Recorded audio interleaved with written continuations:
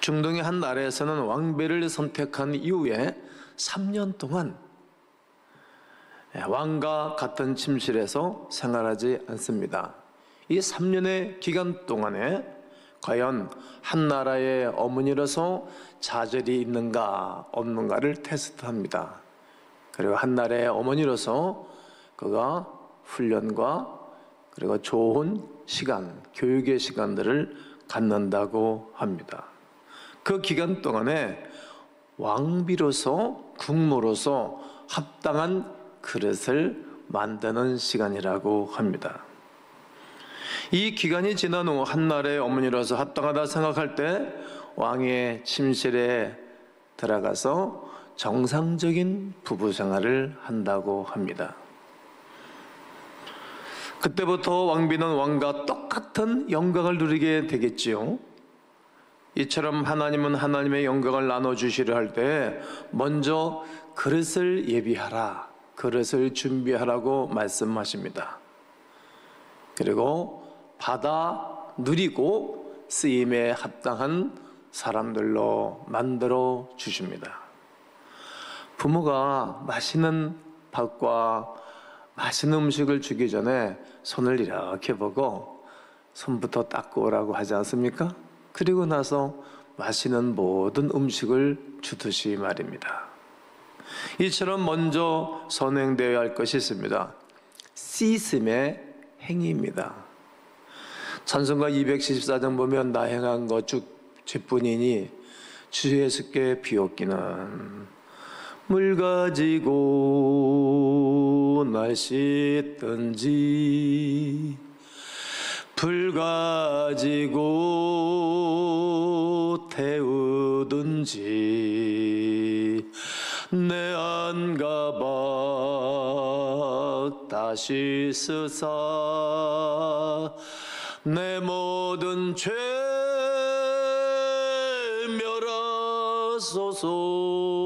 멸하소서. 이처럼 먼저 회개해야 합니다. 에덴 동산에서 아담과 하와가 지은 죄 원죄, 그리고 조상들로부터 전해 내려온 조상죄, 또 이 민족이 저지른 민족의 죄, 그리고 우상에 절한 죄, 자범죄, 또 조상죄, 그리고 우리가 하나님을 알 때 영화롭게 드리지 아니한 죄, 감사하지 아니한 죄, 또 기도를 쉬는 죄까지라도 회개하셔야 합니다. 계명을 어긴 죄들도 떠오르는 모든 죄악들을 회개해야 합니다. 그런 죄를 회개하고 죄를 씻으면 자유해집니다. 그리고 성령으로 충만해집니다. 할렐루야. 그렇습니다. 영적인 눈이 밝아집니다.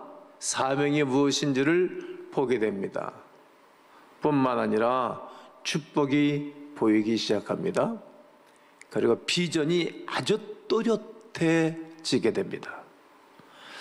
아무것도 없는 광야야 풀 한 폭이 없는 사막에도 물을 주면, 하늘에서 비가 내려주면 말입니다, 싹이 트고 줄기가 나고 온 세상이 푸르러집니다. 이게 놀라운 신비입니다.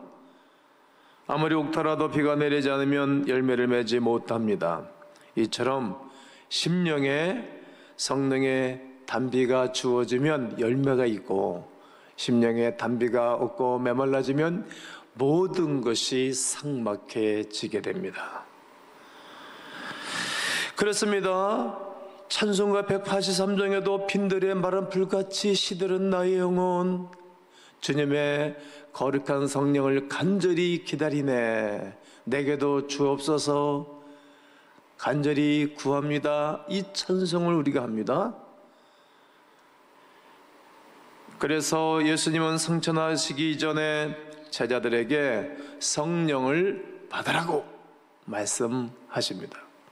요한복음 20장 19절로 20절에 보면 이날 곧 안식구 첫날 저녁 때에 제자들이 유대인들을 두려워하여 모인 곳에 문들을 닫았더니 예수께서 오사 가운데 서서 이르시되 너에게 평강이 있을지어다. 이 말씀을 하시고 손과 옆구리를 보이시니 제자들이 주를 보고 기뻐하더라. 예수께서 또 이르시되 너희에게 평강이 있을지어다. 아버지께서 나를 보내신 것 같이 나도 너희를 보내노라. 이 말씀을 하시고 그들을 향하여 숨을 내쉬며 이르시되 성령을 받아라. 성령을 받아라. 한번 따라하세요. 성령을 받아라. 그렇습니다. 우리 주님은 부활하시고 난 다음 두려워 뻘뻘 떨고 있는 제자들을 찾아가서 성령을 받아라 이렇게 말씀하십니다. 우리 개인에게도 말씀하시는 것이고, 그리고 신앙생활을 힘있게 능력있게 하려고 하면 성령을 받아야 됩니다. 개인적인 신앙, 또 공동체의 신앙 상생을 위해서라도 반드시 우리 주님이 보내신 성령의 충만함을 사모하셔야 되고 받으셔야 합니다.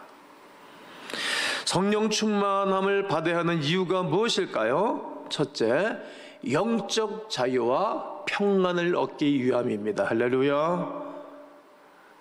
창세기 41장 38절에 바로가 그의 신하들에게 이르되 이와 같이 하나님의 영에 감동된 사람은 우리가 어찌 찾을 수 있으리요 하고. 여러분, 인생은 늘 불안감에 사로잡혀 사는 것입니다. 또 그렇게들 살다가 힘을 얻기도 합니다.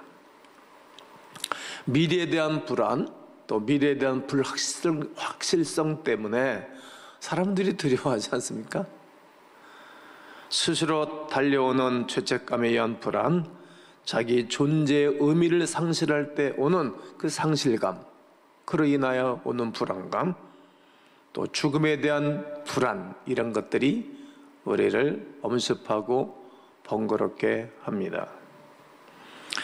그러므로 이러한 불안을 벗어나는 그 방법이 무엇일까? 수많은 사람들이 선택을 합니다.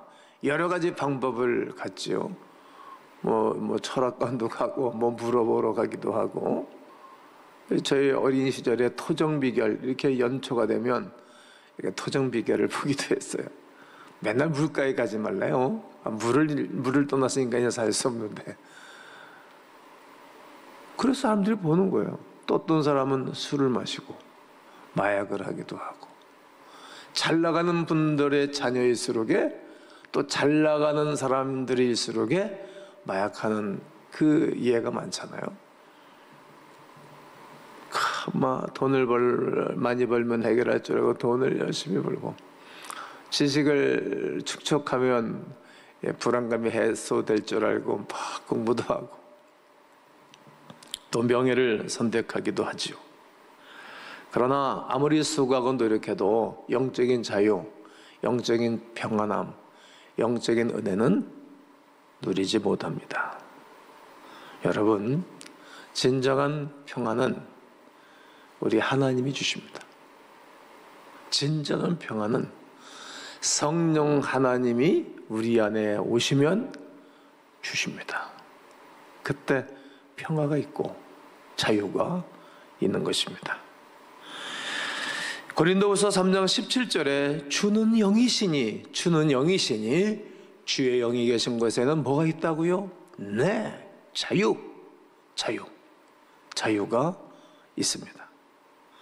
성령님을 우리 안에 모시면 모든 문제 가운데 승리하게 됩니다. 문제를 뛰어넘습니다. 문제가 오히려 축복이 되고 간증이 된 사례가 얼마나 많습니까?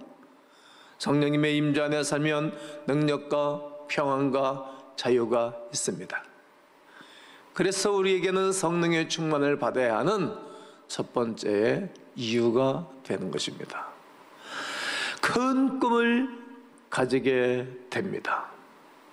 꿈이 큰 사람이 되는 것입니다.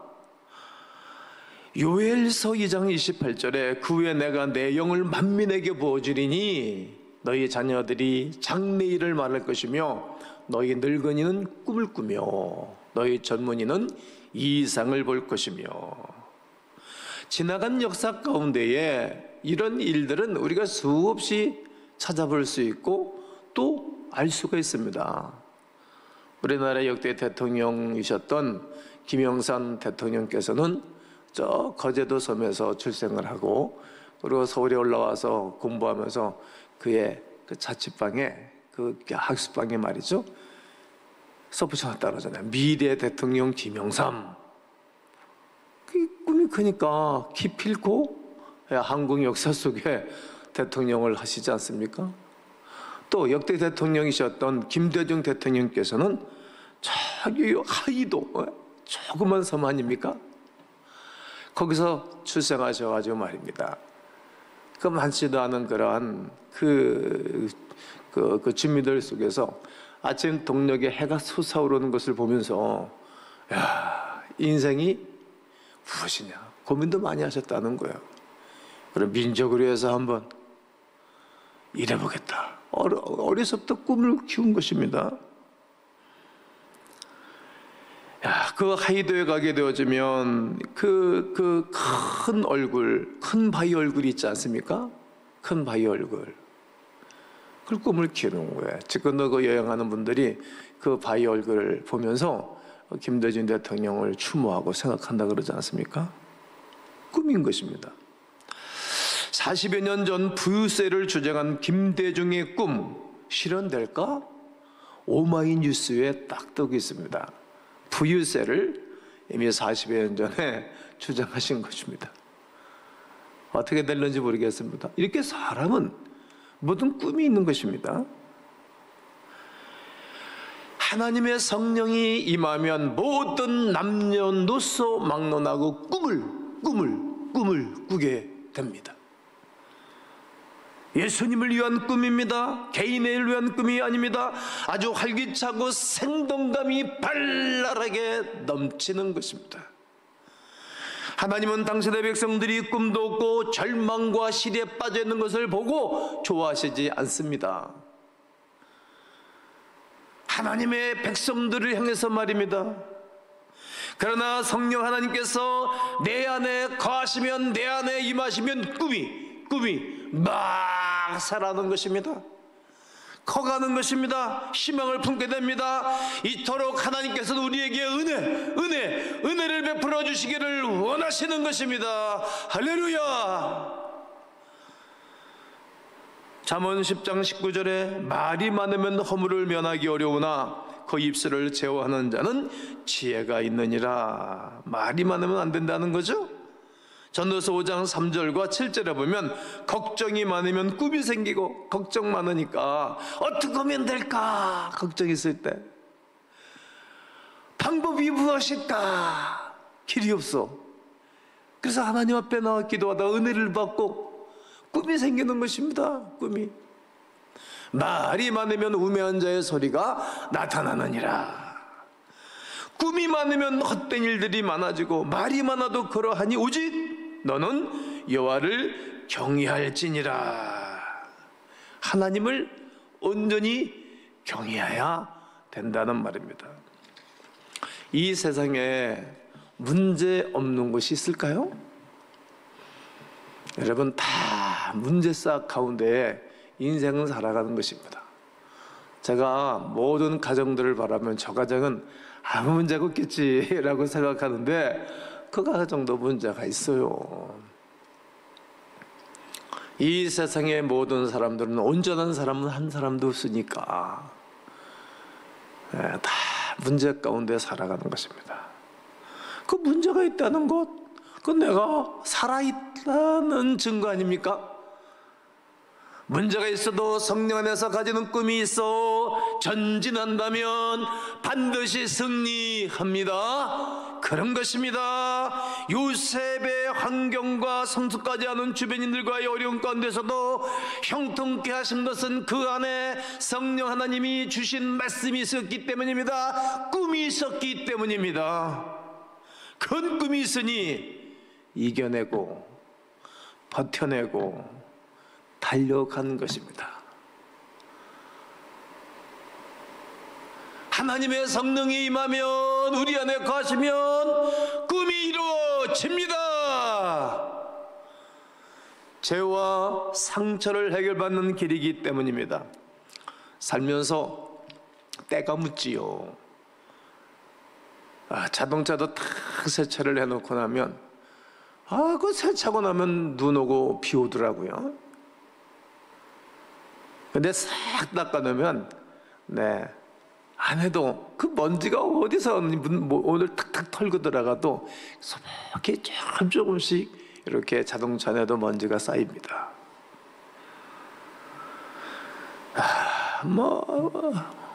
옷에도 때가 끼고, 그리고 우리 생각에도 때가 끼고, 우리 마음에도 때가 끼고, 자꾸 이렇게 때가 끼는 것입니다. 때가 안 끼면 좋은데, 이 모든 때는 세탁과 씻음으로 말미암아 가능합니다. 그런데 내 영혼에 찌들은 그 끼어든 때는 어떻게 씻겠습니까? 죄로 얼룩지고 상처가 난 심령도 성령님이 한번 훅 지나가 가시면 죄는 흔적도 없이 사라지고 지워지고 깨끗해집니다.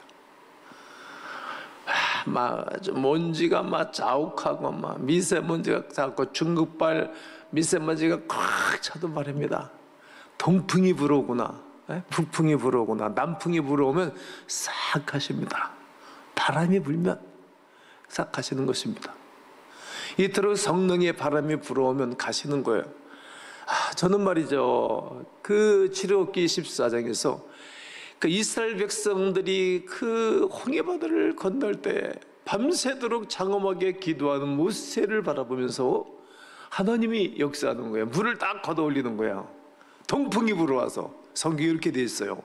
동풍이 쫙 불어 물을 딱 걷어 올려놓고, 그리고 마른 땅 지나가듯이 백성들과 짐승떼와 제사장이 싹 다 지나가는 것입니다. 하나님의 성령이 바람이 불어오면 다 해결되는 것입니다. 그렇습니다. 인생은 이해할 수 없는 일들도 많이 있고 얼룩지고 찌든 상처들이 얼마나 많이 있는지 모릅니다. 그 인생을 이해해야 됩니다. 고민과 고생이 없는 인생이 한 사람도 없는 것입니다. 그러나 그 고민과 고생도 다 하나님이 필요해서 만드신 것이라 생각하면 은혜가 됩니다만, 그 하나님이 믿음의 사람들, 거룩한 백성들에게 그 하나님의 은혜가 임하면 모든 것을 자유해지는 것입니다. 깨끗해지는 것입니다. 축복의 길을 주님이 열어주시는 것입니다. 요셉은 억울한 옥살이를 하면서 고생을 당하였습니다. 그런데 그가 한가 상처를 가지지 않습니다. 종이었지만 주인의 재산을 관리하며 재산을 날마다 증식시켜 주었습니다. 억울했지만 감옥에서도 온수를 갖겠노라고 마음에 다짐이 없습니다. 그냥 하루하루를 최선을 다해서 그냥 즐겁게 생활하는 것입니다. 오히려 어디를 가도 즐겁게 인생을 삽니다. 왜 그럴까요? 하나님이 역사하실 거라는 거예요. 하나님 말씀하셨으니까. 하늘의 태양이 내게 절하더이다, 아버지가. 하늘의 달이 절하더이다, 어머니가. 하늘의 여러 별들이 절하더이다, 형님들, 형제들이, 식구들이. 하나님이 그렇게 만들어가는 중이시니까 어렵고 힘들어도 늘 하루를 최선을 다해서 기쁨으로 살아가는 것입니다. 하나님의 때가 있어, 하나님이 하신 일들이 있어 라고 생각하면서 하루하루를 살아가는 것입니다. 그는 주어진 환경에 늘 즐거이 감당했습니다. 즐거움으로 살아냈습니다. 저는 여러분들이 하는 모든 일들 위에 즐거움이 가득하기를 주의 이름으로 축복합니다. 때로는 억울해도 이해가 되지 않아도 말입니다. 어렵고 힘들어도 주님 말씀 붙잡고 살아가는 것입니다. 어느 순간에 성령께서 이 모든 억울함과 상처를 완전히 깨끗하게 씻어줄 날이 있습니다. 그날이 반드시 있는 것입니다. 정금같이 나오게 하시는 것입니다. 이후에 하나님은 나에게 축복을 안겨줄 날이 있는 것입니다. 지나가 나면 다 하나님의 과정이었고 하나님의 뜻이었다라고 말하게 되는 것입니다. 그날이 올 것입니다. 그리고 생명의 떡을 나누게 됩니다. 요한복음 6장 48절과 51절까지 보면 내가 곧 생명의 떡이니라. 예수님의 생명의 떡이라고 말씀하시는 것입니다. 이는 하늘에서 내려오는 떡이니 사람으로 하여금 먹고 죽지 아니하게 하는 것이니라. 나는 하늘에서 내려온 살아있는 떡이니 사람이 이 떡을 먹으면 영생하리라. 내가 줄 떡은 곧 세상의 생명을 위한 내 살이니라 하시니라. 사람에게는 말입니다, 먹을 떡만 있는 것이 아닙니다. 내 육신에 떡만이 있는 것이 아닙니다. 하늘에서 내려오는 영원한 생명의 떡이 있는 것입니다. 내 영혼에 떡 말입니다. 이 떡을 먹으면 영원히 삽니다. 예수 생명의 떡을 반드시 모든 사람들이 먹어야 됩니다. 이것은 정해놓은 길입니다. 이 떡을 먹으면 막 힘이 나는 것입니다. 이겨내는 것입니다. 배고프지 않습니다. 든든합니다. 네, 허기가, 인생이 허기가 되는 것이 아닙니다. 그분은 길이요 진리요 생명입니다. 그분과 함께하면 죽지 않습니다. 영원히 사는 것입니다. 영원한 세계를 말씀하시는 것입니다. 성령이 충만히 임하시면 예수 그리스도로 살 수 있습니다. 사라질 이 땅의 육신의 떡에 그렇게 마음 뺏기지 않습니다. 영원한 생명의 떡에 충실하고 그 떡을 사모하면서 살아가는 것입니다. 인생의 순위가 완전히 바뀐 사람들입니다. 더는 시간을 낭비하지 않겠지요? 나에게 주어진 시간과 상황 그리고 모든 환경 속에 생명의 떡 되시는 예수 그리스도와 함께 인생을 살아가는 것입니다. 그러므로 사랑하는 성도 여러분, 성령 충만함을 사모하십시오. 또 기대하셔야 됩니다. 내가 원해야 됩니다. 가스펠송 중에 내가 원함은 한 가지, 내가 원해야 되는 거예요. 그래서 사모함이라고도 표현할 수 있겠습니다. 그런 자에게, 그런 분들에게 주시는 은혜입니다. 먼저 우리의 죄를 회개하시기를 권면합니다. 그리고 성령 임재를 사모하면 성령 충만함을 경험할 수 있습니다. 성령 충만하면 영적 자유와 평안함을 얻습니다. 성령 충만하면 큰 꿈을 갖습니다. 성령으로 충만하면 죄와 상처를 해결받습니다. 성령의 충만함이 있으면 생명의 떡을 나누게 됩니다. 나는 완전히 새롭게 변화된 사람이고, 그리고 하나님이 기뻐하십니다. 그리고 내 주변 사람들이 다 변하는 거예요. 주의 죄를 믿어라 그리하면 너와 내 집에 구원을 얻으리로다 하잖아요. 집안이 다 예수 믿는 거예요. 우리 주변이 다 예수 믿고 변하는 것입니다. 예수님께서도 세례 요한으로 하여금 세례를 받고 올라오실 때에 성령이 충만함이 임했습니다. 아마 놀라운 역사가 일어났습니다. 비둘기 같은 성령님이 그에게 임하였습니다. 그리고 하늘로부터 소리가 있어 말씀하셨습니다. 이는 내 사랑하는 아들이요 내 기뻐하는 자라 하셨습니다. 예수님께서도 성령의 충만함과 기름 부음이 있고 난 다음부터 그는 사역이 시작됐어요. 그게 인생의 시작이었어요. 교회에 많은 분들도 또 많은 목사님들도, 많은 전도자들도, 사명자들도 성령의 충만을 받고 난 다음에 틀이 바뀌어진 거예요. 완전히 바뀐 것입니다. 그리고 인생의 새로운 세계가 펼쳐진 것입니다. 사랑하는 성도 여러분, 저는 오늘 말씀을 다 증거했습니다. 오늘 예수님에게도 성령의 충만함을 하나님이 부어주셔서 그의 구원의 역사를 완성하시듯 오늘 성령의 충만한 거룩한 은혜가 임하여 하나님의 구원에 동참하시고, 그리고 이 땅을 살아가는 가운데 우리 하나님의 거룩한 돌보심과 은혜로 또 승리하고 영원한 승리가 있으시기를 주 예수 그리스도의 이름으로 축원합니다. 축원합니다.